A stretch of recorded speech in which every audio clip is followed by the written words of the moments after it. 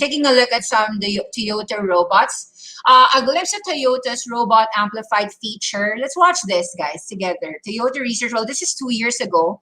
5 years ago, basically, Toyota Research Institute spent about $1 billion for a human robot world. So let's watch this.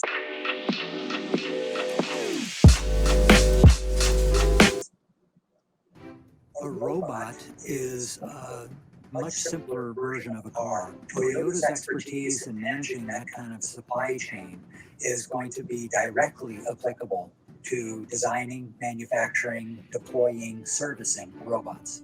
We have organized our robotics research into 3 primary topics: the home, the factory, and enabling technologies. TRI's research is poised to make breakthroughs in manipulation.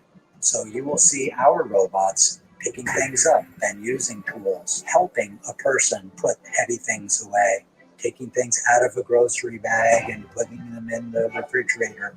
One of our best ideas for using robots around the home is telepresence, allowing the older adult to be in an environment that their body is not able to go to. But using the TRI robots, you might be able to plug in to the robot. The market opportunities in robotics, and they're all shaped like this.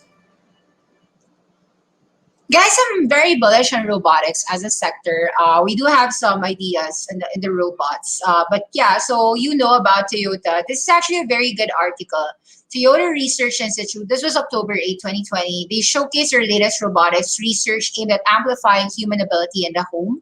So this is a 36-minute video. Try to watch it. TRI Robotics Virtual Open House 360 degrees. So we are living at a time where, robots are not going to replace your job. They're going to actually augment, help you, mobility, they're going to help more people rather than replace people's jobs. So I'd say that just welcome the world, the technology and everything in it. TM is actually also trading near all-time highs. TM is now trading at $150.